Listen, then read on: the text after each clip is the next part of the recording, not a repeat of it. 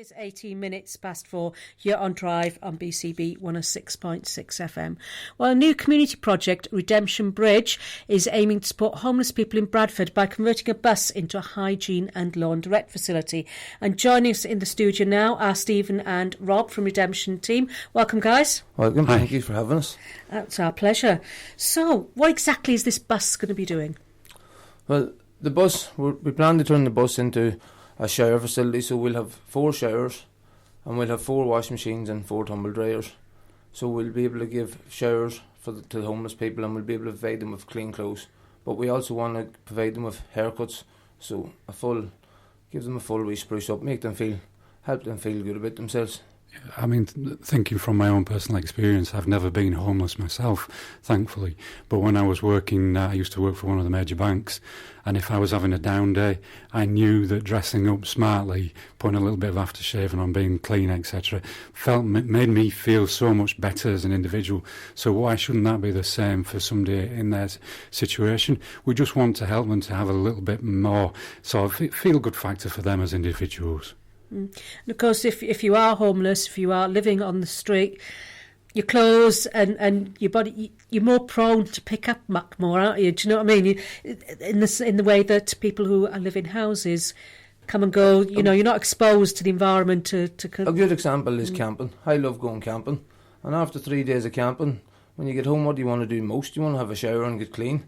So if you're living outside if that's your home, they don't have the opportunity to get a wash and get a clean and feel good about themselves. Like, if a lot of people on the street just want to get a job, but how can they get a job if they can't have a wash and clean clothes to go in for an interview, etc.?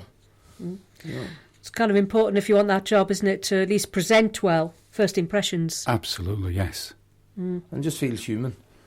Being clean is it's a human right. Everybody should have one. Homelessness there's so many on the street, and we all just need to come together and build a community to help as many people as we can. I suppose hot water is something you take for granted, particularly in cold weather, without really thinking about it. Yeah. So when your boiler breaks down or something like that, you stop and think, this is awful. But it's a day-to-day reality for many people, isn't it? Absolutely, yes. So it's little things like this. If we can start to make a difference.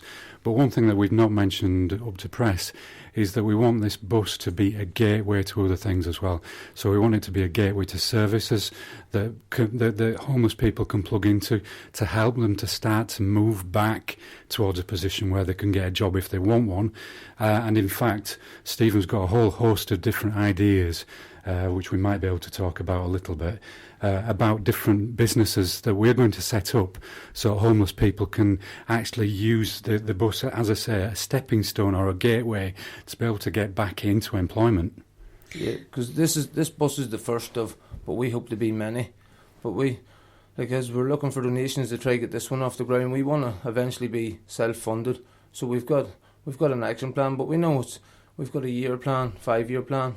There's certain businesses that we want to set up to be able to support and continue to grow Redemption Bridge and provide employment, especially to ex-offenders and homeless people. So how do you see this working in practice? Do you just park the bus up, and how often would it happen?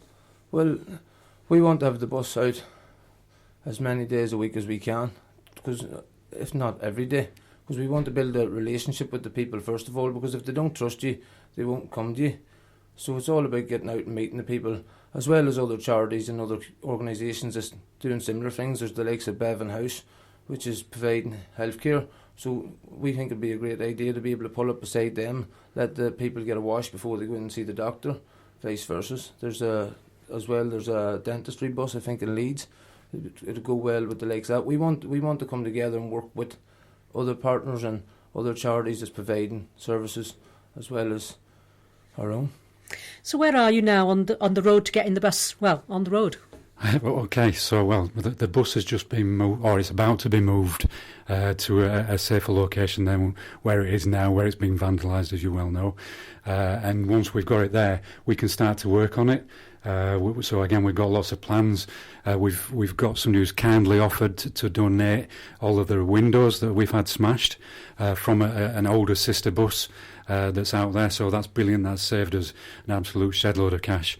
And then it's just a case of moving from there. Go on, Stephen. There was a wheel slash, so Nathan from the White Rose Bus Society kindly donated a wheel, so we got the wheel on yesterday.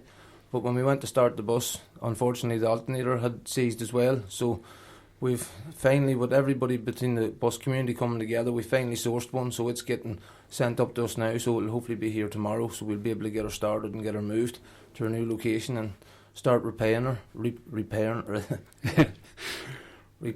the bus. Yeah, and then another thing that's happening is as well, we've got somebody on board that's going to do computer-aided design, a CAD design of what the interior of the bus is going to look like, so that will then help us to visualise it. We then need help from people who are electricians, plumbers, etc., to help us understand how we can make all of this work within the bus, because obviously we need to apply power to the bus and then drainage, etc. So there's a whole host of things that we need to do, but the facilitator to a lot of this obviously is having the cash to be able to do it. So at the moment you're fundraising? Yes, very much so. Uh-huh. So you don't have a timeline for when it will actually be mobile yet? Well, we're hard. We want to have it out by Christmas, beforehand if possible, but we want to have it out by Christmas. We want to be able to provide the service by Christmas. I think it'd be a nice thing to do on Christmas Day. Absolutely, yeah.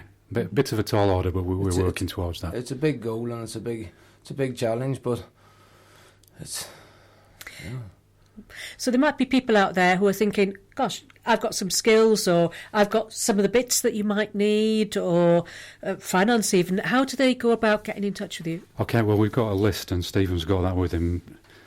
Well, we've got a website, which is www.redemptionbridge.org.uk, or we've got the Facebook page as well, which is www.facebook.com/redemptionbridge UK.